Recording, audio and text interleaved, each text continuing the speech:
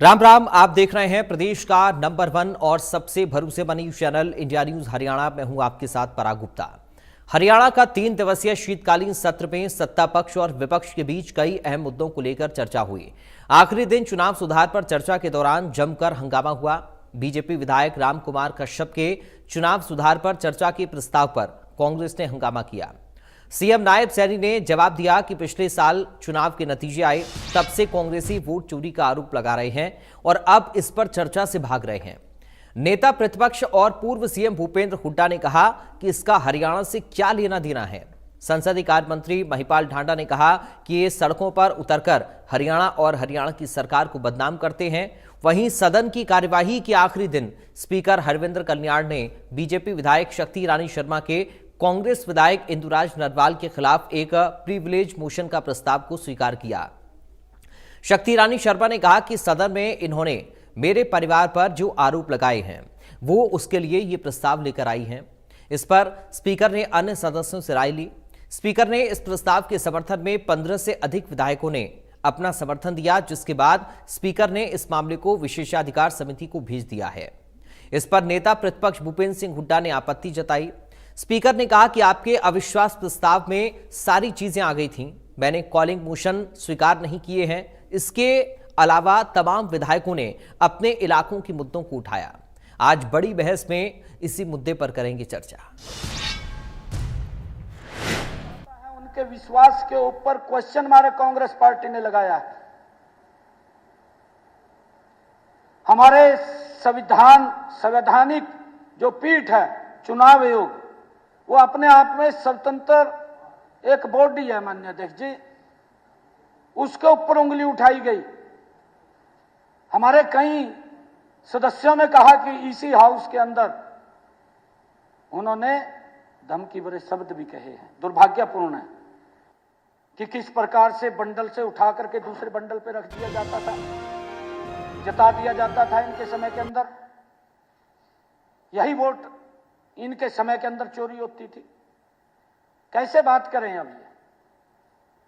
माननीय अध्यक्ष जी, आज इस महान सदन के माध्यम से मैं प्रदेश की जनता से आग्रह करूंगा कि आप सच और झूठ को पहचान करके आप निर्णय करिए। कांग्रेस ने लंबे समय तक जिस प्रकार से झूठ फैलाया, और माननीय अध्यक्ष जी मैं एक बात और कहना चाहूंगा।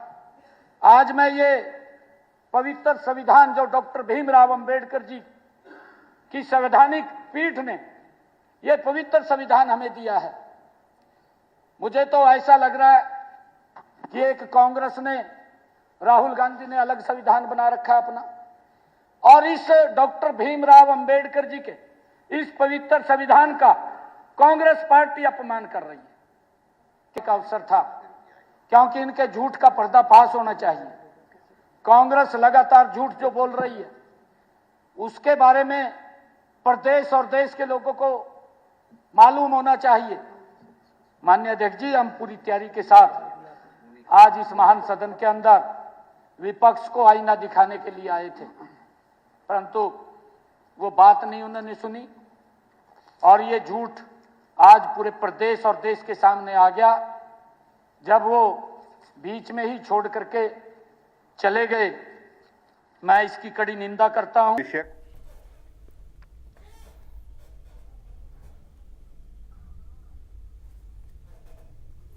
इस वक्त हमारे साथ कुछ खास मेहमान जुड़ गए हैं, सीधा आपका परिचय करा दें। बीजेपी से प्रवक्ता विदु रावल हैं, विदु रावल जी आपका स्वागत है। कांग्रेस से प्रवक्ता सुखबीर तंवर हैं, सुखबीर तंवर जी आपका स्वागत है। इनेलो से प्रवक्ता ओंकार सिंह हैं, ओंकार सिंह जी आपका स्वागत है। और वरिष्ठ पत्रकार डॉक्टर गुरमीत सिंह हमारे साथ हैं, गुरमीत सिंह जी आपका स्वागत है।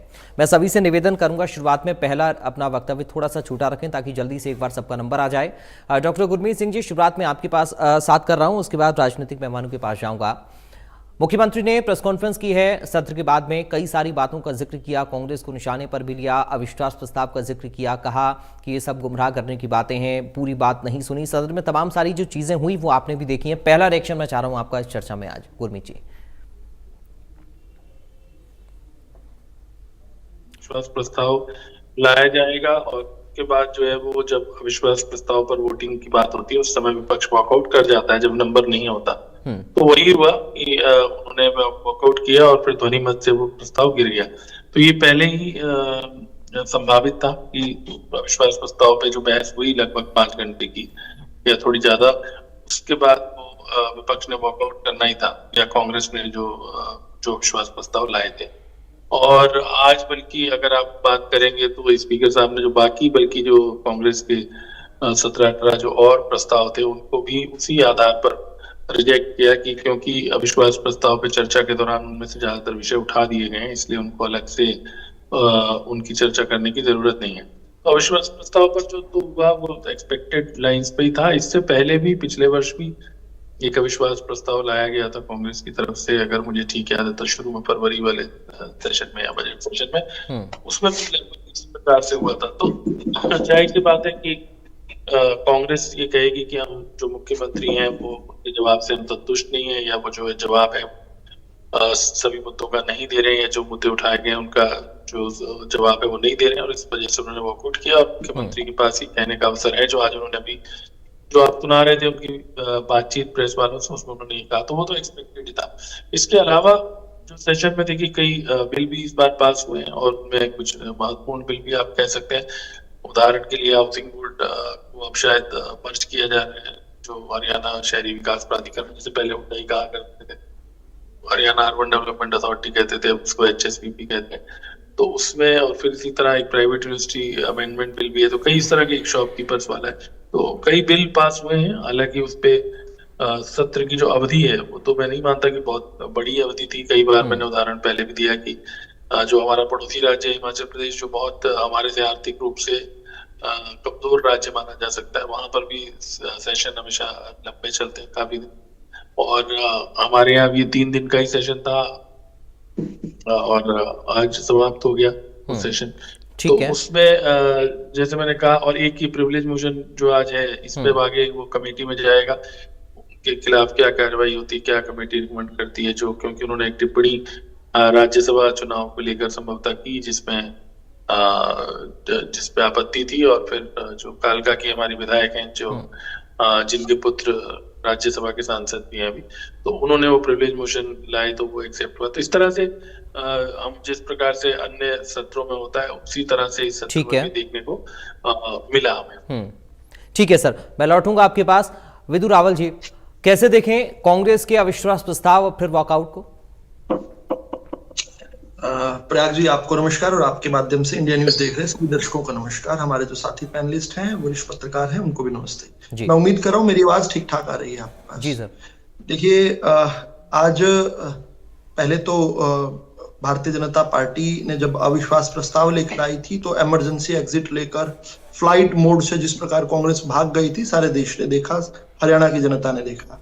लेकिन आज जो हरियाणा की जनता ने देखा, असल में जो है वो बड़ा महत्वपूर्ण है। आज जिस प्रकार से भारतीय जनता पार्टी के विधायक राम कुमार कश्यप जो है, जो प्रस्ताव लेकर आए थे, और उसके बाद आज असल में क्या हुआ है, आज जो है हस्तिनापुर की सभा के अंदर जो है हरियाणा की जनता के सम्मान की रक्षा के लिए भारतीय जनता पार्टी ने जंग जीती है, लड़ाई जीती है।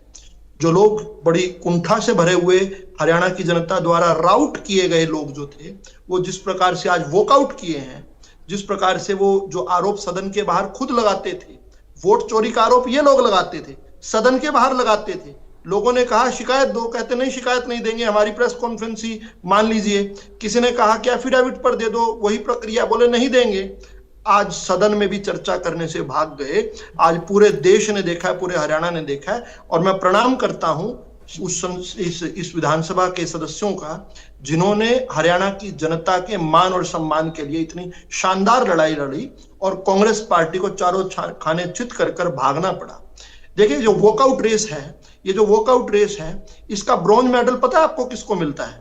कांग्रेस पार्टी को मिलता है। ये अविश्वास प्रस्ताव में जो है पीठ दिखाकर भाग गए थे, पहले खुद प्रस्ताव लेकर आए थे, इनको पता था नंबर क्या है, नंबर रातों रात कम नहीं हुए, तो ब्रॉन्ज मेडल इनको मिलता है, जो इन्होंने जो है रिकॉर्ड बनाया पीठ दिखाकर भागने का। आपको पता है इसका सिल्वर मेडल किसको मिलता है?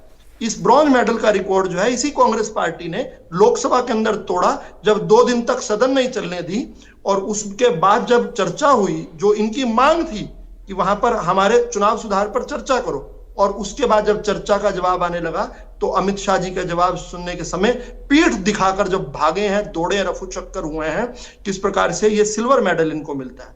आपको पता है इसका गोल्ड मेडल किसको मिलता है? इसका गोल्ड मेडल भी कांग्रेस पार्टी को मिलता है। आज जिस प्रकार से वो जो है सब कुछ छोड़कर भागे, कितना राउट हुआ, इमरजेंसी एग्जिट का बटन दबाया, पैनिक बटन दबाया, किस प्रकार से ये लोग जब आज भागे हैं, इनका झूठ पकड़ा गया। ठीक है, ये जो सदन के बाहर झूठ बोलते थे, जो प्रेस कॉन्फ्रेंस और बाइट करते थे, डिबेट द डिबेट हमारे सामने, आपके दर्शकों के सामने झूठ बोलते थे, आज चारों खाने चित होकर भागे ठीक हैं। है। और सदन से भागकर जो इन्होंने लोकतंत्र की रक्षा की है, ठीक है, देखिए कहते हैं लोकतंत्र की रक्षा करेंगे, सदन से पीठ दिखाकर भाग के ये लोकतंत्र की जो लगातार रक्षा कर रहे हैं, इस रक्षा के लिए जो है जरूर जनता इनको फास्ट एंड फ्यूरियस जो है प्रणाम करती है। ठीक है सर, इस प्रकार से मैं सेकंड राउंड में अब लौटूंगा आपके पास। हाँ, मैं जल्दी से खत्म करता हूँ, कंक्लूड करिए। देखो इनका एक झूठ का गुब्बारा था। मुझे लगता नहीं आज की चर्चा के बाद जो है कोई आज जिस प्रकार से पीठ दिखाकर ये भाग गए चर्चा से, आज के बाद इनके किसी प्रवक्ता में हिम्मत बची होगी कि वो डिबेट में आके आपके दर्शकों को गुमराह करे। उस झूठ के गुब्बारे को जो है जब हमने सदन में खाली करके ये भागे हैं सदन को, उस झूठ का गुब्बारा फूटते देखा, जनता ने इनको राउट किया और ये फ्लाइट मोड पकड़कर इमरजेंसी एग्जिट से पैनिक बटन दबाकर जिस प्रकार से फ्लाइट में उड़ान लेकर भागे हैं, आज जो है पूरी जनता इन पर हंस रही है। ठीक है, देश की जनता, हरियाणा की जनता के मान और सम्मान की रक्षा की गई है। इसके लिए जो है बारंबार जो है हरियाणा की भारतीय जनता पार्टी की यूनिट को बहुत बहुत धन्यवाद, बहुत बहुत आभार। सुखबीर जी, तीनों मेडल देती विदु रावल जी ने कांग्रेस पार्टी को अविश्वास प्रस्ताव लाने पर आप लोग ये कहते रह गए कि चर्चा से सत्ता पक्ष भाग रहा है, लेकिन वो कह रहे हैं कि आप लोगों ने तो वॉकआउट कर दिया। आपका रिएक्शन? देखिए, जिस प्रकार से ये शीतकालीन सत्र का आयोजन हुआ, निश्चित तौर पे जिस प्रकार की बयानबाजी अभी भारतीय जनता पार्टी के प्रवक्ता कर रहे थे, इसके विपरीत आप हरियाणा के विभिन्न क्षेत्रों में अपने साथी भेजिए और जनता की रिएक्शन जानिए। निश्चित तौर पे जनता को इस सत्र से निराशा हुई है। जनता की अपेक्षाओं पे ये सत्र बिल्कुल भी खरा नहीं उतरा है और सत्र में कोई सार्थक चर्चा और समाधान नहीं हुआ है और 3 दिवसीय सत्र मात्र रस्म अदायगी साबित हुआ है। विपक्ष की आवाज को तानाशाही पूर्ण तरीके से और जिस तरह का व्यवहार किया गया और दबाया गया, वो इस देश प्रदेश ने देखा है। और विधानसभा अध्यक्ष का जो आचरण था वो निष्पक्ष होने की बजाय सरकार की ढाल बन के खड़ा हुआ था। ये सारे के सारे इस तरह के विषय हैं और जो ये बार बार भागने की अविश्वास प्रस्ताव की बात कर रहे थे, जब आपकी आवाज नहीं सुनी जाए, जब किसी बात का तथ्यपरक जवाब नहीं आए, जिस प्रकार से पूर्व के सबसे उम्रदराज विधायक और पूर्व में रहे विधानसभा के अध्यक्ष डॉक्टर कादयान ने सवाल उठाया, माननीय मुख्यमंत्री जी ने जिस प्रकार से कहा था, जो एक बयान आया था कि मैं तो एक चपरासी की भी बदली नहीं कर सकता, आपने देखिए गलत कह रहे हैं, ऐसा कोई बयान कोई नहीं आया। विदु रावल जी, मैं आऊंगा, फिर आप बोल लीजिएगा, एक बार कंप्लीट हो जाए प्लीज। तौर पे फेक न्यूज की फैक्ट्री, फेक न्यूज। ठीक है विदु रावल जी, मैं आऊंगा सेकंड राउंड में, तो आप बोल दीजिएगा प्लीज, एक बार कंप्लीट हो जाए पहले। नहीं फेक न्यूज। ठीक है, आप बता दीजिएगा क्या गलत कहा उन्होंने, लेकिन प्लीज अभी रुक जाइए। जिस प्रकार से फेक न्यूज की फैक्ट्री है ये, माननीय मुख्यमंत्री जी ने उस बात का अभी तक भी कोई जवाब नहीं दिया। निश्चित तौर पे आज राजनीतिक खोखलापन सामने आ चुका है और भारतीय जनता पार्टी और माननीय मुख्यमंत्री जी ने जिस प्रकार से इस राजनीति को उन्होंने सीधा पूछा कि भाई आप किसके इशारे पे चल रहे हो, आप मुख्यमंत्री हो क्या हो, कोई जवाब है? निश्चित तौर पे ये सारे के सारे ऐसे विषय हैं जिनका जवाब देना चाहिए था। ठीक है, इसके अलावा जो दिवाली पे पेंशन मिलनी थी और उसमें जो 200 रुपए की ऊंट के मुंह में जीरा बढ़ोतरी की गई थी, वो आज तक नहीं मिली। और जो बाहरी भर्तियों का विषय प्रदेश में जल्दी रोक दिया गया था, निश्चित तौर पे कांग्रेस प्रवक्ता को बहुत अधिक टाइम दिया जा रहा है, मुझे बहुत जल्दी नहीं सर, ऐसा नहीं है, मैं बराबर ही समय दे रहा हूँ, मैं आऊंगा आपके पास भी। नहीं, ये विषय है भाई, आपको नहीं सुनने तो मैं चुप हो जाता हूं। अरे विषयों का उत्तर कंक्लूड करिए जल्दी से, सुखबीर जी कंक्लूड करिए। ओंकार सिंह जी वेट कर रहे हैं, प्लीज आप लोग बहस मत करिए सर, पहले राउंड में प्लीज, बदल नहीं जाएंगी, समय उतना नहीं है प्लीज सर। सुखबीर जी आप कंप्लीट करिए जल्दी से। और जिस प्रकार से राजस्व विभाग और स्थानीय निकाय में ये दोनों खास तौर पे इस प्रदेश में लूट के अड्डे बने हुए हैं, क्या कोई जवाब आया? ठीक है, और एक बहुत महत्वपूर्ण विषय उठा रहा हूं, चुनाव से पहले इन्होंने जिस प्रकार से धड़ाधड़ हरियाणा प्रदेश की 70% से ज्यादा लोगों को जो बीपीएल के लिए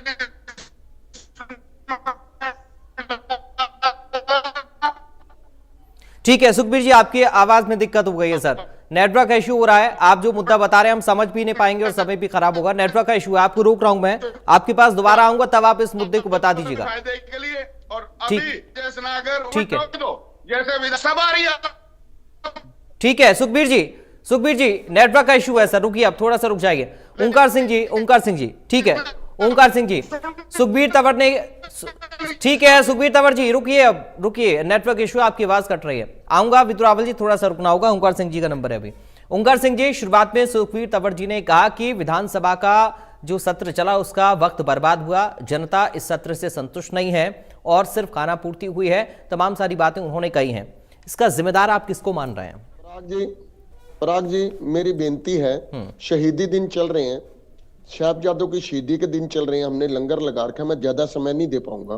मेरी बेनती है हाथ जोड़ के कि कृपया मेरे को 2 या 3 मिनट दे दीजिए ताकि मैं अपनी बात रख सकूं। रखिए।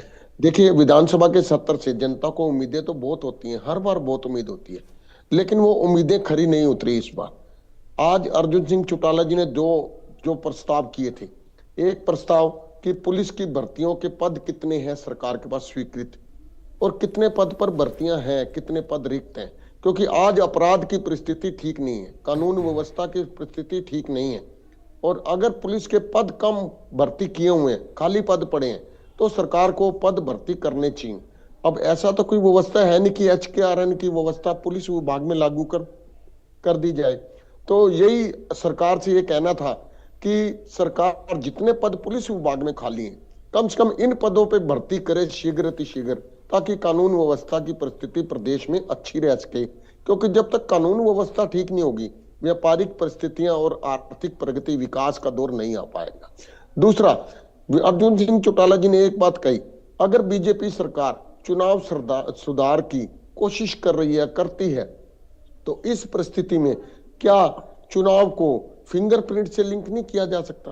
क्या चुनाव वोट को आधार कार्ड से लिंक नहीं किया जा सकता? वीवीपैट प्रणाली को अगर फिंगर प्रिंट से लिंक कर दिया जाता है तो बहुत अच्छी परिस्थिति होगी। आज चुनाव प्रक्रिया पर बार बार प्रश्न उठते हैं, बार बार चुनाव आयोग कटहरे में खड़ा होता है। अगर हम ये परिस्थितियां कर देखो कि आज तकनीक का बहुत उच्चतम प्रयोग हो रहा है, सरकार ने हजारों पोर्टल बना दिए हैं, उन पोर्टल में से एक पोर्टल अगर और बना दिया जाए, आधार कार्ड से वोट को लिंक कर दिया जाए और वोट के दिन फिंगरप्रिंट से लिंक हो जाए, ताकि जाली वोट भी ना हो सके, और जो चुनाव आयोग की प्रतिष्ठा दांव पर लगी है, बार बार कटहरे में खड़ा किया जाता है, उससे भी उनको निजात मिल सके। तो ये 2 बहुत महत्वपूर्ण प्रश्न आज चौधरी अर्जुन सिंह चौटाला ने उठाए।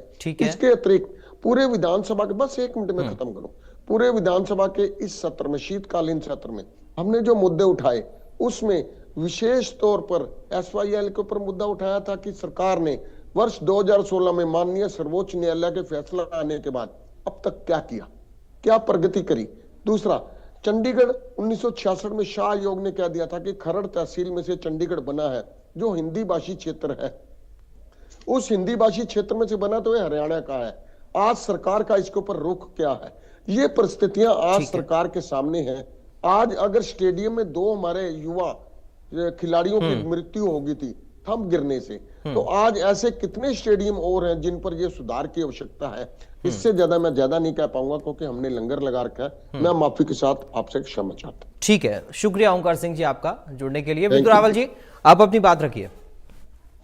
देखिए, शाह आयोग तो 1966 में रिपोर्ट दे गया था ना, और बता गया था कि खरड़ तहसील जो कि अंबाला जिले के अंतर्गत आती है, और साथ साथ 107 जो है हिंदी भाषी गांव।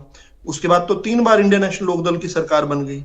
एक बार तो ऐसा भी हुआ, यानी अलग अलग नाम से, कभी लोकदल के नाम से, कभी जनता पार्टी के नाम से, 3 बार ये जो है मुख्यमंत्री रह गए, इनकी सरकारें रह गई। एक बार तो ऐसा भी हुआ कि पंजाब जो है वो 1989 की बात कर रहा हूं मैं, कि पंजाब जो है राष्ट्रपति शासन लगा हुआ था और देश के उप प्रधानमंत्री केंद्र के अंदर जो है चौधरी देवीलाल जी थे, उनके सुपुत्र हरियाणा के अंदर चौधरी ओम प्रकाश चौटाला जी जो हैं मुख्यमंत्री थे। खैर, अपने समय जो फजीहत में रहा करते थे वो अब दूसरों को नसीहत देने लगते हैं। इससे आगे चलते हैं, किस प्रकार से जो है एक दूसरा चरित्र हम देख रहे हैं कि माई वे और हाईवे, मुझे खेलना नहीं आएगा, मैं खेल में फिसड्डी साबित होऊंगा तो मैं रेफरी को के ऊपर आरोप लगा दूंगा। कभी चुनाव आयोग के ऊपर जो है निशाना साधना, कभी देश के न्यायालयों के ऊपर किस प्रकार से हम देख रहे हैं। तमिलनाडु में एक जज ने इनके खिलाफ जो है लंबी सुनवाई के बाद जो है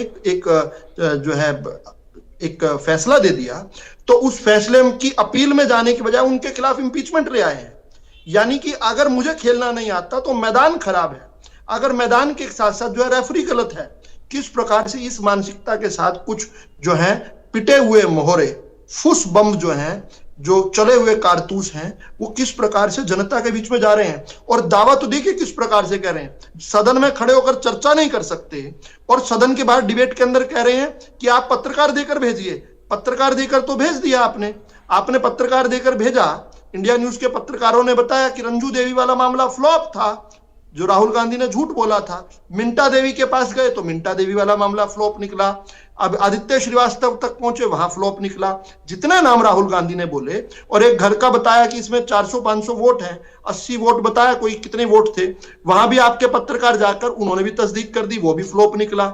लेकिन झूठ बोलना, किस प्रकार से बेशर्मी के साथ झूठ बोलना आज कांग्रेस पार्टी की फितरत हो गई है। और इसीलिए, क्योंकि झूठ बोलना, सदन के अंदर झूठ बोलेंगे तो प्रिविलेज क्वेश्चन आ जाएगा, इसलिए ही भाग खड़े होते हैं। असल मामला ये है। अच्छा, एफिडेविट पर क्यों नहीं लिख कर देते, बताइए ना।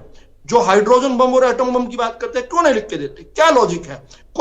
मैं हैरान हूं कि पत्रकार क्यों नहीं पूछते, पत्रकार क्या डर में रहते हैं? ये तो लॉजिकल सवाल है, पहला सवाल पूछने का है, उसके बाद लंबी श्रृंखला है। पहला सवाल कि आप क्यों नहीं लिख वो कर तो देते, मना कर क्यों नहीं देते लिख ना के सर। देते, राहुल क्यों गांधी नहीं ने साफ कहा, मैं क्यों करूं, मेरा काम ये नहीं है। वो तो उन्होंने तो कही थी, आपने सुना होगा। क्योंकि देखो उन्होंने तो कहा कि मेरा काम काम लोकतंत्र बचाना नहीं है। वो तो फिर ये भी कह देते हैं। नहीं, वो तो पता नहीं क्या क्या कहते हैं, लेकिन मैं तो उस पत्रकारों पर हैरान हूं जो किस डर से नहीं ये सवाल पूछते हैं। उन्हें बार बार पूछना चाहिए और एक्सपोज करना चाहिए राहुल गांधी को। ठीक है, देखिए आरोप, मैं माफी चाहूंगा, बात पूरी करने दीजिए मुझे पूरी, कि आरोप लगाना और आरोप को सब्सटेंशिएट ना करना, साफ साफ पता चलता है क्यों आदमी डर रहा है सब्सटेंशिएट करने से। उसको पता है उन पर आपराधिक कार्रवाई हो सकती है। हाँ, यहां पर बोलकर कुछ भी चले जाए in the gap of Lok Sabha के ओपोजिशन के नेता, और इन पर अगर ऐसे कोई कार्रवाई हो तो कहेंगे देखो लोकतंत्र खतरे में आ गया, हम पर कार्रवाई। कम से कम एफिडेविट पर गलत लिख कर देंगे तो कोई कार्रवाई तो हो सकती है कानून संगत। सदन के अंदर गलत बोलेंगे तो प्रिविलेज मोशन आएगा, इसलिए सदन से भाग गए। अब यहां पर जो एफिडेविट इसलिए नहीं देते क्योंकि एफिडेविट पर जो है गलत कोर्ट को गुमराह करने के लिए जो है उस पर कार्रवाई हो जाएगी या चुनाव आयोग को। कुल मिलाकर मामला ये है कि हम लोग इनकी जो फ्लॉप स्क्रिप्ट है, पैनिक बटन जिसमें दबाकर ये भागते हैं, ये ठीक वैसा ही मामला है। ये पेपर लिखते रहते हैं, झूठे पेपर लिखते रहते हैं, लेकिन जब कॉपी चेक होने आती है ना, जब जनता कॉपी चेक करने के लिए सदन की कार्रवाई देखने के लिए टीवी के आगे बैठती है, हरियाणा न्यूज चलाती है, तो सामने सामने दिखता है कि कॉपी चेक करवाने से पहले राहुल गांधी और उनके फिसड्डी सिपे सलार किस प्रकार पीठ दिखाकर भाग जाते हैं। हरियाणा की जनता ने, देश की जनता ने बार बार देखा। कोई कह रहा था कि हमें बोलने का समय नहीं दिया गया, आप रिकॉर्ड निकालिए कितना सरेआम झूठ बोलते हैं, दिन को रात कहने का झूठ। 7-7 घंटे बोले हैं कांग्रेस के। भारतीय जनता पार्टी इनसे 10 जो है कम से कम 15% अधिक विधायक लेने के बावजूद भी हम लोग इनसे कम समय बोले हैं। हमारे मंत्रियों को जवाब देना है, फिर भी कम समय बोले हैं। और इनका झूठ जो है सदन ने पूरे इतने लंबे समय तक सुने, कितने लंबे लंबे झूठ, किस प्रकार से जो है इन्होंने अभी भी बातें कही। इनके समय शिक्षा की व्यवस्था का बता दें, एक एक लाइन में केवल मुझे उत्तर देने दीजिए क्योंकि इन्होंने सवाल खड़े किए। देखिए, इन्होंने कहा कि हेल्थ फैसिलिटीज क्या है। इनके समय एक साल में सिर्फ 2 स्पेशलाइज्ड डॉक्टर निकलते थे, आज 200 से अधिक निकलते हैं। इनके समय केवल 700 MBBS पास किए हुए डॉक्टर हरियाणा से निकलते थे, आज हमने सीट्स बढ़ाकर 2500 कर दी। हर साल हरियाणा को 2500 नए डॉक्टर देते हैं हम लोग। किस प्रकार से इनके समय जो है शिक्षा व्यवस्था फिसड्डी थी। इनके समय जो रिजल्ट हुआ करता था 31% रिजल्ट छोड़कर गए थे, आज वो 95% कर दिया। और ये यहाँ पर रोते रहते हैं, अलग अलग रोना चलता रहता है, रुदालियां चलती रहती हैं। लॉ एंड ऑर्डर की बात कर रहे थे ये लोग, लॉ एंड ऑर्डर की बात, ये लोग किस प्रकार से जाकर हैंड इन ग्लव्स रहा करते थे क्रिमिनल्स के, क्रिमिनल्स से मिलकर आया करते थे जेलों में, क्रिमिनल्स इनके मंचों पर घुमा करते थे। सजा याफ्ता लोग जो है और कुछ तो भगोड़े लोग जो है, हमसे पहले के एक मुख्यमंत्री के मंच पर बैठकर, मुख्यमंत्री भी उसी मंच पर बैठे हैं और पीओ जो है वो उनके मुख्यमंत्री की शान में कसीदे पढ़ रहा है। ऐसे ऐसे हालात से हमने हरियाणा को निकाला है। किस प्रकार से ये जो है कि नौकरी की बात कर रहे थे, किस प्रकार से अपने भाई भतीजों को भरकर जो है इन्होंने नौकरी का भट्ठा बिठाया। हरियाणा के युवा के तो मन से विश्वास खत्म हो गया था कि आप पढ़ लिख कर कोई नौकरी मिल जाएगी। हमने आकर विश्वास दिलाया। कोचिंग सेंटर की भीड़ देखिए किस प्रकार, इनसे दुगनी से अधिक हम नौकरी दे चुके हैं। उसके बाद ये बेशर्मी से नौकरी की बात करते हैं। इनके तो मैं एक डिबेट जो है मैं इनके चिट्ठे खोलता हूं, किस प्रकार से इनको अपने घर से बाहर नहीं दिखता था। 26 असिस्टेंट प्रोफेसर लगने थे, 26 नोट करने की बात है, केवल 26 लगने थे। 26 के 26 एक ही गांव से, भूपेंद्र हुड्डा के खुद के गांव सांगी से लग गए। पूरे हरियाणा के 6,500 गांव में से एक भी नहीं, और सांगी से 26 के 26। ये बेशर्मी कर चुके हैं। किस प्रकार से अपने रिश्तेदारों को भरा करते थे। ठीक है विदुर रावल जी, मैं आऊंगा आप लौट। अंत में ये बात कहनी आवश्यक है कि आज असल में जो राहुल गांधी जो फर्जी नैरेटिव चलाते थे, जो देश के लोकतंत्र को बदनाम करने के लिए, अविश्वास पैदा करने के लिए जिसमें करते थे, उससे आज पर्दा हटाया गया। मैं धन्यवाद कर रहा हूं प्रदेश के मुख्यमंत्री जी का कि किस प्रकार से नायब सिंह सैनी जी ने जो है बिंदु दर बिंदु जो है कांग्रेस पार्टी के चिट्ठे खोलकर जो है इस देश के लोकतंत्र की रक्षा की है और उस महान बाबा साहब अंबेडकर जी के महान संविधान की रक्षा की है। उसके लिए उनका बारंबार धन्यवाद होना चाहिए। लोकतंत्र बचाने का जो एक महासंग्राम जो लड़ा गया है और कांग्रेस के झूठ के गुब्बारे को परमानेंटली फेल कर दिया गया। अब मुझे नहीं लगता कोई कांग्रेस का प्रवक्ता या कोई कांग्रेस का नेता हिम्मत भी कर पाएगा ये वोट चोरी जैसी घटिया बात कहने का, जनता के जनादेश का अपमान करने का अब कोई हिम्मत नहीं कर पाएगा। ठीक है, सुखबीर तंवर जी अपनी बात रखना चाह रहे थे, आप बोलिए सर। मुख्यमंत्री ने तो यह भी कहा कि संविधान का दुष्प्रचार आप लोग उसके नाम पर कर रहे हैं, संविधान के नाम पर।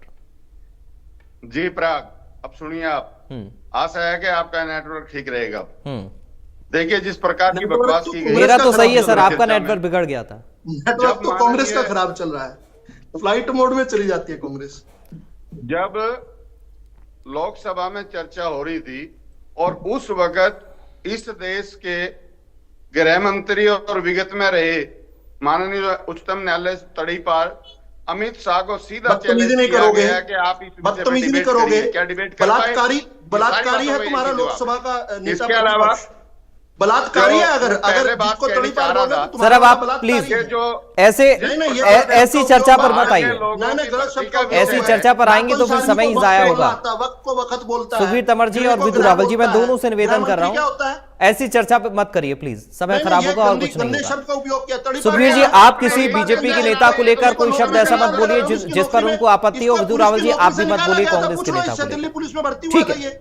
ठीक है, हो गया सर, प्लीज खत्म करिए आप इस टॉपिक को यहाँ पर और चर्चा पर आइए, मुद्दे पर आइए। सुखबीर तंवर जी वापस निकलवाओ। प्रयाग तड़ीपार गलत शब्द है, ये तड़ीपार है जिसको नौकरी से धक्के मारकर बाहर निकाल दिया। ये किस प्रकार से देश के गृह मंत्री जी को इस प्रकार बोल पाएगा आपके प्रतिष्ठित चैनल पर? मैं चैलेंज करता हूं आपको 100%। सुखबीर तंवर जी, एक मिनट रुकिए सर, एक मिनट रुक जाइए प्लीज। मैं दोनों को रोक रहा हूं। चर्चा किस पर कर रहे हैं सर? आप चर्चा अमित शाह पर करने बैठे क्या? यहाँ पर आज सदन में जो हुआ उस पर चर्चा नहीं हो रही है।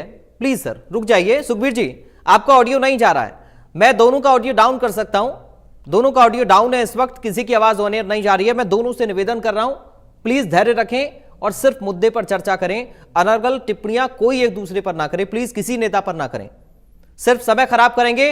विधानसभा में समय खराब हुआ, आप लोग खुद कह रहे हैं सुखबीर जी, वहां पर चर्चा नहीं हो पाई है और यहां पर भी आप लोग वही कर रहे हैं, तो कैसे हो पाएगा सर?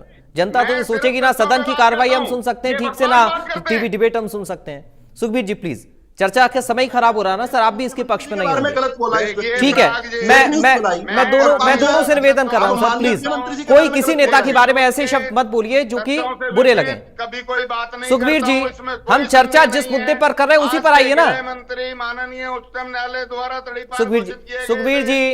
सुखबीर जी, आपको चर्चा का समय खराब करना है। यही प्रवृत्ति है क्या कांग्रेस पार्टी और की? इसके अरे यही प्रवृत्ति है क्या? नहीं अरे यही प्रवृत्ति है सर आप लोगों की। आप खुद शुरुआत में कह रहे थे कि चर्चा का समय खराब हुआ, विधानसभा में जनता खुश नहीं हुई। आपके इस आचरण से जनता यहां पर खुश हो जाएगी? आप लोग इस तरह की बहस करेंगे तो जनता खुश होगी? जनता पार्टी अरे मैं कह रहा हूं इस तरह की बहस करेंगे जनता खुश होगी डिबेट देखकर, आप लोगों की बातों को सुनकर। रुक जाइए सर, क्यों चर्चा को आगे बढ़ा रहे हैं कि पारा और हाई हो जाए? अरे इस पर चर्चा नहीं कर रहे हैं ना हम, और उसमें तो इस पर हम चर्चा नहीं कर रहे हैं। हम जो चर्चा कर रहे हैं उस पर ही रहिए प्लीज। मैं दोनों को रोक रहा हूं, प्लीज रुक जाइए। रुक जाइए, मैं बड़ी विनम्रता के साथ निवेदन कर रहा हूं, हम चर्चा जिस मुद्दे पर कर रहे हैं उसी पर रहिए। मैं दोनों को रोक रहा हूं। गुरमीत जी के पास मैं जा रहा हूं, फिर मैं लौट कर आऊंगा सुखबीर जी आपके पास। रुक जाइए, अब थोड़ा सा धैर्य रखिए, ठंडा पानी पीजिए। गुरमीत जी, शुरुआत में सुखबीर जी खुद ही कह रहे थे चर्चा सकारात्मक होनी चाहिए, जनता खुश नहीं थी सत्र की जो कार्यवाही चली उसमें चर्चा से। विपक्ष अविश्वास प्रस्ताव लाया, कांग्रेस पार्टी लाई अविश्वास प्रस्ताव, वॉकआउट किया, उस पर भी तमाम अब तमाशा हो रहा है। देखिए चर्चा जब हम कर रहे हैं तो उस पर भी बहस जोर पकड़ रही है, लेकिन सवाल यह है कि सर जिम्मेदार कौन है? अगर चर्चा सकारात्मक नहीं हो पाई तो इसका जिम्मेदार आप किसे मान रहे हैं? किस तरह के मुद्दे उठे, या फिर जो मुद्दे उठे उन पर जवाब तलब नहीं हो पाया, सवाल जवाब ठीक से नहीं हो पाए, सुनने की क्षमता कम हो गई थी, या जवाब सीधे नहीं मिल पा रहे थे? किस तरह देख रहे हैं जो सुखबीर जी ने कहा कि सदन की कार्यवाही जो है वो जाया हो गई है? गुरमीत जी, देखिए निश्चित ही हर पार्टी अपनी दृष्टि से बात करती है, लेकिन कुल मिलाकर जो संसदीय लोकतंत्र हमारा है, जिसमें हाउस जो होते हैं वो एक बहुत महत्वपूर्ण जगह होती है जहां पर बहस मुआवजा होना चाहिए। उसमें लगातार ये कोई एक दिन की बात नहीं कि एक दिन में इसी सत्र में अचानक से कुछ हो गया। लगातार इस बात को लेकर देखने में आता है कि सदन में कार्यवाही में जो सार्थक बहस है वो कम हो पाती है, और आरोप प्रत्यारोप और वॉकआउट और वेल में आ जाना और तमाशा, उसमें बहुत समय खराब होता है। और सभी लोग बार बार इस बात को पॉइंट आउट भी करते हैं कि बहुत पैसा खर्च होता है, लोगों का पब्लिक मनी होती है जो इस पे खर्च होती है। उसके बावजूद ज्यादातर जगहों पर ज्यादातर समय जो है वो इस तरह की बहस में बर्बाद होता है। वही इस बार भी हुआ। दोषी वो तो हर आदमी अपने अपने पक्ष से उस बात को रखेगा कि जी वो विपक्ष ये करता है। जब ये लोग विपक्ष में होते हैं तो जब सत्ता पक्ष में होते हैं तो वही बातें विपक्ष कहता है। न जाने कितने ऐसे उदाहरण आपको मिल जाएंगे पार्लियामेंट के भी, उसके भी। और इलेक्टोरल रिफॉर्म पे तो पार्लियामेंट में भी डिबेट हो चुकी, वो लगभग उसी लाइंस पे जो डिबेट है वो यहाँ होनी थी। हरियाणा का स्पेसिफिक थोड़ा सा इसलिए ज्यादा आप कह सकते हैं कि चलिए हरियाणा में, क्योंकि पिछले साल ही चुनाव हुआ था और चुनाव के जो नतीजे थे वो अनएक्सपेक्टेड थे, जो एग्जिट पोल वगैरह उससे तो यहाँ थोड़ी सी और उसका एक चर्चा या उसको लेकर एक आशंकाएं व्यक्त की जा रही थी, तो वो उसी लाइन पे थी। लेकिन जैसे मैंने कहा कि हाउस में उतना, और इस हाउस में अभी एक बात जो पिछले मुद्दों में रह गई वो ये भी थी कि जो एक नई बात आप कह सकते हैं कि नायब सिंह सैनी जो है वो पगड़ी बांध के आए थे, जो मुख्यमंत्री थे, और गुरु तेग बहादुर जी का जो 350 साल आप जानते हैं कि हरियाणा ने भी मनाया, उसके लिए एक बाकायदा प्रस्ताव भी पारित किया गया। हालांकि उसके राजनीतिक अर्थ भी निकाले जा रहे हैं कि पंजाब में, क्योंकि उन्होंने पहले भी पंजाब को लेकर ये बात कही, कुछ थी इस तरह की बातें, तो वो उससे ऐसा भी ये लग रहा है कि जो पंजाब का चुनाव है उसमें भी इस बात को थोड़ी कोशिश की जा रही है। हालांकि हरियाणा और पंजाब के बीच, जैसे अभी आपने कहा, कई ऐसे मुद्दे हैं जो ना सिर्फ अनसुलझे हैं बल्कि वो तनाव भी पैदा करते रहे, और अलग अलग समय पर अलग अलग पार्टियों की सरकारें रही हैं, लेकिन का हल नहीं निकल पाए। कई बार ऐसा भी हुआ, जैसे अभी बता रहे थे कि एक ही पार्टी की सरकार केंद्र में भी थी, पंजाब में भी थी और राज्य में भी थी, और इसी तरह से अलग अलग सरकारें भी रही, लेकिन उसका कोई समाधान नहीं हो पाया। उसके बावजूद उस बात का ये नेतार्थ निकाला गया था। जहां तक डिबेट्स की बात है, देखिए कुछ मुद्दे उठते हैं, ऐसी बात नहीं है। जैसे आज जब प्राइवेट यूनिवर्सिटी अमेंडमेंट बिल आया है उसमें चर्चा हुई, उसमें विपक्ष के लोगों ने भी अपनी बात करी और ये कहा गया कि उनका एक नियंत्रण होना चाहिए, जिस तरह से डिग्री बांटने की बात होती है या कई जगहों पर ऐसा देखने को आता है। तो और इसी तरह से जो ये जो आपका शॉपकीपर्स वगैरह का है, तो ऐसा नहीं है कि विधानसभा जो श्रम मंत्री ने, अनिल विज ने जो एक विधेयक रखा था जिसके तहत कुछ अगर 20 से कम एम्प्लॉय हैं तो उसमें उतना रजिस्ट्रेशन, मतलब थोड़ा सा जो एक कोई काम शुरू करने के लिए जो रेड टेपिज्म है उसको कम करने की बात। तो बीच बीच में बहुत सारे ऐसे विधेयक हैं जो पारित हुए हैं और जो लोगों के जो जनजीवन से असर डालने वाले भी विधेयक हैं।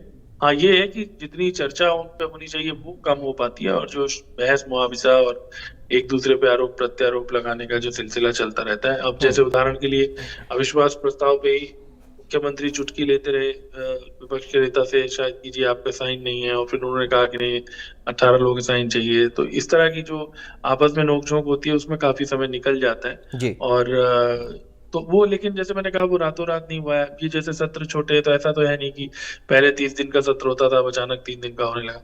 तो एक लगातार अगर आप एक पैटर्न देखेंगे आप इसमें जी। कि जो विधानसभा में कार्यवाही का जो स्तर है या जो कार्यवाही में जो चर्चा का स्तर है उसमें गिरावट आई है, और वो अच्छी बात नहीं है, किसी भी लिहाज से उसे अच्छा नहीं कहा जा सकता।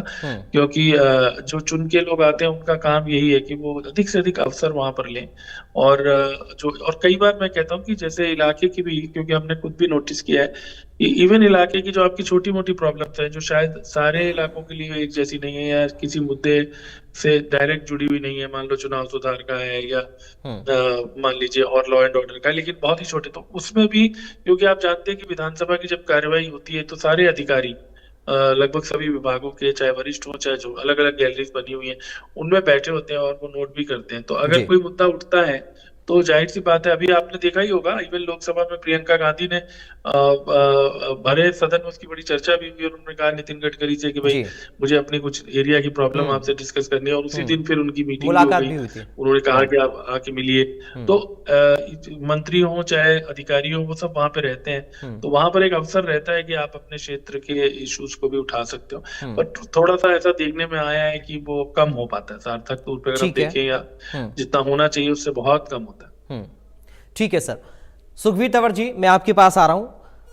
कांग्रेस इतनी 10 सेकंड दे दीजिए, केवल मुझे 10 सेकंड दे दीजिए। अच्छा, कुछ सवाल रखना है क्या सर सुखबीर जी से आपको? सिर्फ एक सवाल जो है, देखिए समाजवादी पार्टी कांग्रेस की सहयोगी पार्टी है। 2011 में समाजवादी पार्टी के विधायक किशोर समरिटे ने राहुल गांधी पर आरोप लगाया था कि राहुल गांधी और उनके विदेशी मित्रों ने अमेठी की दलित लड़की सुकन्या देवी का बलात्कार किया, और आज तक सुकन्या देवी इतने सालों बाद भी आज तक देश के सामने नहीं आ पाई है। कहां है वो पता ही नहीं कहां पर है। तो अब राहुल गांधी क्या बलात्कारी हैं ये बोलना अगली डिबेट ठीक है सर, कर दूं? ठीक है, ठीक है, अगली डिबेट पे मैं बोलना शुरू कर दूं? ठीक है, चलिए खत्म करिए, अब दोबारा बात शुरू हुई है। चलिए आप लोग आपस में ऐसे ही चर्चा अगर किसी व्यक्ति विशेष को करने लग जाएंगे तो फिर हमारा मुद्दा भटक जाएगा। सुखबीर जी, मैं आप ही के पास आ रहा हूं सुखबीर जी, और मैं आपसे भी निवेदन कर रहा हूं, प्लीज मुद्दे पर ही रहेगा। मैं बिल्कुल तथ्यों पे बात करता हूं, इधर उधर की बात बिल्कुल नहीं करता हूं। मैंने और मैं तो सभी से निवेदन कर रहा हूं कि मैं राहुल गांधी को बलात्कारी बोलूं। ठीक है, चलिए आप खत्म करिए सर प्लीज, कोई पर्सनल टिप्पणी नहीं, कोई देखिए प्राग जमानत पर बाहर है। ठीक है सर, हो गया, प्लीज विदु रावल जी रुक जाइए, विदु रावल जी रुक जाइए सर, रुक जाइए, आपने बोल लिया, प्लीज अब सुखबीर जी को सुन लीजिए एक बार। सुखबीर जी, मैं भी उम्मीद करूंगा आपसे आप मुद्दे पर ही रहेंगे। देखिए प्राग, भारतीय राष्ट्रीय कांग्रेस के विधायक बीबी पत्रा साहब का सवाल इसी विधानसभा के सत्र में आया, जिसमें विषय था बीपीएल के राशन कार्ड। जिस तरह से चुनाव से पहले 70% जनसंख्या बीपीएल श्रेणी के नीचे थी, और अभी जो जवाब आया राजेश नागर जो राज्य मंत्री हैं उनके मुताबिक एएवाई के 52,119 परिवार और बीपीएल जो गरीबी रेखा के नीचे हैं वो 17,89,297 परिवार, यानी करीब 18 लाख। और एक परिवार में अगर हम न्यूनतम समझें 5 व्यक्ति, यानी कि 1 करोड़ लोगों के ration card Bharatiya Janata party ने इस विगत के 1 साल में चुनाव जीतने के बाद समाप्त किए हैं। ये इन्हीं का आंकड़ा है। अब दूसरी बात करूंगा, जिस प्रकार से हम स्वागत करते हैं माननीय मुख्यमंत्री जी ने हांसी को जिला बनाया, और जो जिला गुड़गांव इस प्रदेश के राजस्व में सबसे बड़ी भूमिका निभाता है, वहां से 2 प्रस्ताव थे और उनको जिस प्रकार से नजरअंदाज करके भेदभाव किया गया, ये सारे के सारे इस प्रकार के विषय हैं। और जो अभी वोट चोरी से संबंधित इस देश में और प्रदेश में चर्चा चल रही है, चंडीगढ़ के मेयर का चुनाव आपके सामने चोरी हुआ और इसी भारतीय जनता पार्टी ने करवाया। और माननीय उच्चतम न्यायालय ने उसका निर्णय बदला। और इसके अलावा इससे बुरी गत हो सकती है कि पंचायत का सबसे छोटा चुनाव, उसका भी इसी हरियाणा की सरपंच के चुनाव को माननीय उच्चतम न्यायालय ने बदला। सुखबीर जी, एक छोटा सा सवाल बीच में है मेरा, फिर आप आगे बोलिएगा। एक छोटा सा सवाल बीच में है, फिर आप एड ऑन करके बोलते रहेगा आगे। सुखबीर जी, ये बात तो आप भी मान रहे हैं कि अगर कोर्ट में जाया जाए तो किसी भी मुद्दे का समाधान हो सकता है, तो फिर जब बार बार ये कहा जा रहा है कि आप एक प्रोसीजर के थ्रू चलिए, आप बार बार अगर मीडिया में बयान देंगे और आरोप लगाएंगे तो इससे कुछ साबित तो होगा नहीं। वही तो सवाल उठ रहा है ना सुखबीर जी बार बार कि एक प्रोसीजर के तहत अगर आप चलेंगे तो उसका समाधान भी होगा। बात कर रहा हूं, अगर कोई विषय लोकसभा में उठाया जाता है और नेता प्रतिपक्ष, चलो आज राहुल गांधी जी नेता प्रतिपक्ष हैं, कोई भी नेता प्रतिपक्ष होगा, सभी संवैधानिक संस्थाओं की जिम्मेदारी है कि उसका जवाब दे। और सर, जिस विपक्ष तरह की भी से उतनी जिम्मेदारी है ना कि वो सदन में रह के जवाब को सुने। सुखबीर जी एक मिनट रुकिए सर, रुकिए सर, थोड़ा सा रुकिए सुखबीर जी। विपक्ष की क्या जिम्मेदारी है सुखबीर तंवर जी, विपक्ष की क्या जिम्मेदारी है सर? वॉकआउट कर दे, ये विपक्ष की जिम्मेदारी है। आप जवाब को सुनने की क्षमता नहीं रखते हैं और कहते हैं कि सत्ता पक्ष की या संवैधानिक संस्थाओं की जिम्मेदारी क्या है, ये तय आप कर रहे हैं, लेकिन विपक्ष की जिम्मेदारी क्या है ये कैसे तय होगा? जिम्मेदारी है जब संसद में कोई सुखबीर जी, विपक्ष की क्या जिम्मेदारी है सर? वॉकआउट करना? अरे वॉकआउट करना विपक्ष की जिम्मेदारी है। और फिर आप लोग कहते हैं कि सदन का समय खराब हो गया, फिर आप लोग कहते हैं सत्र बर्बाद हो गया। आप फिर वही बात करेंगे? मैं वही पूछ रहा हूं, आप बताइए मुझे विपक्ष की जिम्मेदारी क्या है? निष्पक्षता से सुनिए और उन पे तथ्यों पे विचार कीजिए कि मैं वही पूछ रहा हूं, विपक्ष की जिम्मेदारी क्या है? आप मुझे उसकी परिभाषा बताइए जरा। एक तरफा मत बढ़िए सुखबीर जी, विपक्ष की जिम्मेदारी की परिभाषा बताइए जरा मुझे। मैंने अभी तक एक भी तथ्य ऐसा नहीं रखा कहीं किसी किस्म पे कोई सवाल बनता हो। आप तथ्य से हटके सवाल बनाते हो, निश्चित तौर पे ये गलत विषय है। सवाल इनसे पूछकर स्क्रिप्ट लिखवा लिया कीजिए, सवाल इनसे पूछ लिया कीजिए क्या पूछना है आपने। सुखबीर जी एक मिनट, सुखबीर जी एक मिनट रुकिए, दोनों को रोक रहा हूं मैं, दोनों को रोक रहा हूं सर, एक मिनट सर रुक जाइए, थोड़ा रुकिए, आराम से धैर्य रखिए, धीरे धीरे एक एक करके सर प्लीज। ठीक है सुखबीर जी, कांग्रेस इतनी मजबूर क्यों हो गई है? आप कहते हैं हरियाणा, एक मिनट रुक जाइए सर, सवाल सुन लीजिए पूरा, सवाल सुन लीजिए ना, आप तथ्यों पर ही जवाब दीजिएगा फिर। अरे तथ्यों पर जवाब दीजिएगा ना सर। सुखबीर जी बात कर रहे हो, मजबूर होगी कांग्रेस? सवाल तो सुनिए पूरा, क्यों मजबूर हो गई है? अरे सवाल तो सुन लीजिए सर, सवाल तो सुन लीजिए पूरा, क्यों मजबूर हो गई है? मैं क्यों पूछ रहा हूँ, मैं ये क्यों कह रहा हूँ, सवाल तो सुन लीजिए पूरा। अरे पूरा सवाल तो सुन लीजिए, पूरा सवाल सुनेंगे, पूरा सवाल सुनेंगे, मुझसे जवाब ले लीजिए कृपया। रुक जाइए विद्रोह जी थोड़ा सा प्लीज। सुखबीर जी पूरा सवाल तो सुन लीजिए, मैं ये क्यों कह रहा हूं, पूरा सवाल आप सुन नहीं रहे हैं, बीच में बोल रहे हैं, इसीलिए ऐसी स्थिति आप लोगों की हो जाती है। मैं इसलिए कह रहा हूं कि आप लोग कहते हैं हरियाणा का चुनाव चोरी हो गया, महाराष्ट्र का चुनाव चोरी हो गया, बिहार का चुनाव चोरी हो गया, सारे चुनाव चोरी हो गए हैं। आप लोग सदन में अपनी बात कोई रख नहीं पाते हैं, आप लोग ना कोर्ट जा पाते हैं, ना चुनाव आयोग को एफिडेविट के जरिए दे पाते हैं लिखित में कोई भी अपना सवाल, और आप मीडिया के सामने आकर फिर ये कहते हैं कि चुनाव चोरी हो गया है, विपक्ष की आवाज को दबाया जा रहा है, सत्र बर्बाद हो गया है। आप टीवी डिबेट में आकर किसी एक विशेष व्यक्ति पर चर्चा करने के लिए तैयार हो जाते हैं, लेकिन जो असल मुद्दे हैं उनसे आप लोग भागते हैं। तो फिर कैसे ना माना जाए कि कांग्रेस पार्टी मजबूर हो गई है, इतनी मजबूर हो गई है कहीं आपकी सुनी नहीं जा रही है। इसके पीछे का कारण क्या है? क्या सुखबीर जी कांग्रेस पार्टी ने समझने की कोशिश की क्या कारण है आखिर इतनी मजबूर होने का कांग्रेस पार्टी के? अरे अंदरूनी भी तो झांकिए सर थोड़ा सा, सिर्फ आरोप लगाने से नहीं होता है कि मीडिया ने ये सेट कर दिया, मीडिया ने वो सेट कर दिया। अरे अपने अंदर भी तो झांकिए सर। संसद तक और प्रदेश की विधानसभा तक अपनी आवाज उठा रही है, विपक्ष की जिम्मेदारी क्या है इसका जवाब दे दीजिए मुझे। आप विपक्ष की जिम्मेदारी क्या है इसका जवाब दे दीजिए मुझे। सरकार की ढाल बनके जिस प्रकार से खड़े हुए, निश्चित तौर यही लगता है आपको यही लगता है, और इसीलिए लगता है क्योंकि आप लोग मजबूर हो गए हैं, क्योंकि आप लोग अपनी बात को पोर्ट्रे नहीं कर पा रहे हैं जनता के बीच में जाकर, इसीलिए आपको ऐसा लगता है, इसीलिए आपको ऐसा लगता है। सदन में भी हैं हम सड़क पे सदन भी से हैं तो आप भाग और जाते हैं ना किसी सर। भी विषय को दिक्कत छोड़ेंगे तो यही नहीं। है कि आप ना सदन आप पर समझ टिकते रहे हैं, हैं? ना आप सड़क पर और टिकते हैं, आप ना बात राहुल इस गांधी डिबेट किसी के एक बाद मुद्दे देख पर रहे हैं कि टिकते आपने किस हैं। सवाल दिक्कत के यही है, जवाब में क्या सवाल दिक्कत उठाया। सर यही है असल में ये भी सुखबीर आप जी। देख लें। ना आप सदन में टिकते हैं, ना सड़क पर टिकते हैं, ना किसी एक फिर वही मुद्दे पर बात राहुल करेंगे। गांधी टिकते हैं, इसीलिए जब दिक्कत आप सदन लोगों के में- सामने बढ़ जाती है। जब सदन में विधानसभा के अध्यक्ष अपने सर पावर आप का कब तक प्रयोग सवाल करके उठाएंगे विपक्ष के स्पीकर्स सदस्यों पर, को मीडिया दबाएंगे, पर, तो फिर क्या चुनाव करेंगे? आयोग पर? बताइए आप। कब तक आप लोग सवाल जैसे उठाएंगे? जैसे आप मुझे क्या सवाल अंदरूनी दर झांकने सवाल की विषय कोशिश से कभी कांग्रेस भटकाने का पार्टी ने प्रयास की कर रहे है? हैं? सवाल सर वही बड़ा होगा ये है, फिर। प्लीज इस पर विचार करिए। सुखबीर जी रुक जाइए अब थोड़ा सा। आपसे मैंने पूछा विपक्ष की जिम्मेदारी क्या है, आपने दुनिया जहान की कहानी मुझे विपक्ष बताई, अपनी लेकिन पूरी एक सवाल का जिम्मेदारी जवाब निभा आपने रहा है। नहीं दिया। जो है रोजमर्रा की जीवन से जो है जो संबंधित है वो पास हुए।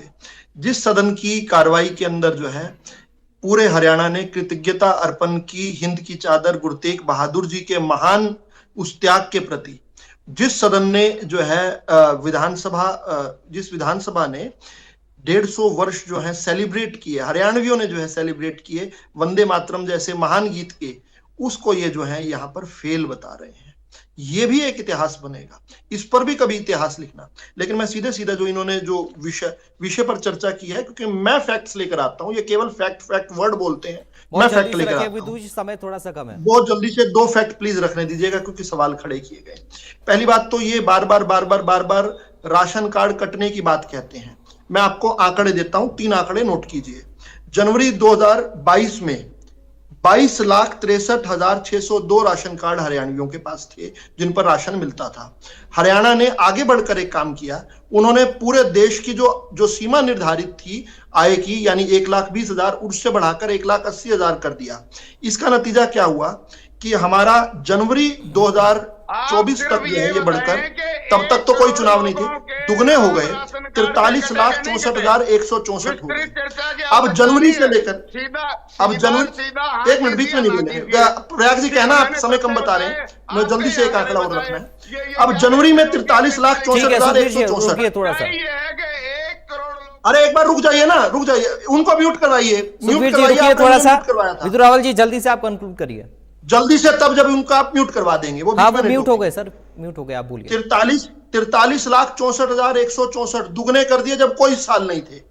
अब जो है 2 चुनाव हुए, पहले लोकसभा का चुनाव हुआ 2024 में, फिर विधानसभा का चुनाव हुआ। जनवरी से लेकर अक्टूबर तक इनमें केवल 2,49,163 की वृद्धि हुई, फिर दोनों चुनाव हो गए।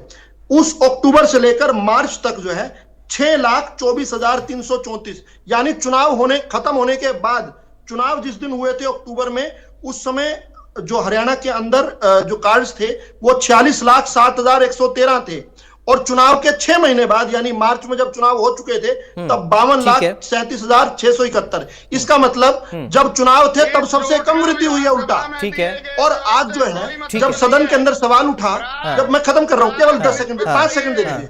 जब सदन के अंदर मार्च में बजट सेशन में खुद कांग्रेस के विधायक ने सवाल खड़ा किया कि भाई ये जो है कुछ लोग अपात्र ले रहे हैं, उसके बाद उनके कहने पर सदन के अध्यक्ष ने एक समिति बनाई और एक तय किया कि हम जो है इसमें देखते हैं कौन कौन अपात्र हैं। हमने सेल्फ डिक्लेरेशन मांगी, लोगों ने खुद छोड़े हैं राशन कार्ड। ठीक है, अधिकतम जो है, ठीक है विदुर रावल जी, अब समय खत्म हो रहा है। सुखबीर जी बहुत संक्षेप में रखिएगा, फाइनल उत्तर बहुत संक्षेप में, फिर मैं गुरमीत जी आपके पास आ रहा हूं। देखिए एक विषय फिर भी रह गया। विदुर रावल जी प्लीज। राशन कार्ड के बारे में झूठ बोलने का प्रयास किया गया, एक भी झूठ बोल दो, ये मुंह खोल लो और झूठ बोल देना, ये क्या मतलब ये है? मैं आंकड़ा दे रहा हूं। विदुर रावल जी अब बोलने दीजिए, अब बोलने दीजिए, आप सुखबीर जी को बोलने दीजिए प्लीज। मैं आंकड़ा दे रहा हूं, देश में 2 विचारधारा है, केवल तुम्हारे महात्मा गांधी की विचारधारा, लेकिन उनके हत्यारे नाथूराम गोडसे अब गांधी और गौडसे को आप लेकर आ रहे हैं, तत्थों की बात कहते आप लोग पता नहीं कहां चले जाते हैं। ठीक है, ठीक है गुरमीत सिंह जी, दोनों को डाउन करिए। गुरमीत सिंह जी बस फाइनल रिएक्शन एक संक्षेप में। सर स्तर गिर गया, आपने सही कहा, मैं आपकी बात से एग्री करता हूं। जो स्तर है, आपने जो लाइन कहती है एग्जैक्टली वो वर्ड मेरे को याद नहीं है, लेकिन आपने यही कहा था कि एक चर्चा का स्तर होता है वो गिर गया है। अब वो टीवी डिबेट में हो या फिर सत्र के अंदर हो, हम तथ्यों की बात कहते कहते फिर हम गांधी गोडसे पे चले जाते हैं।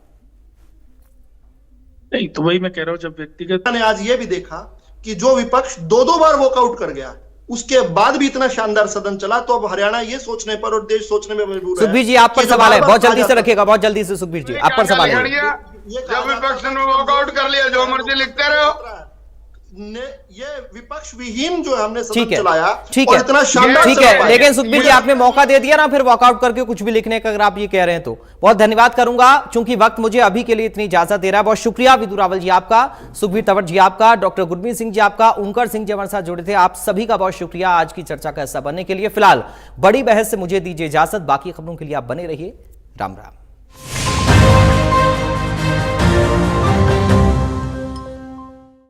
Co-powered by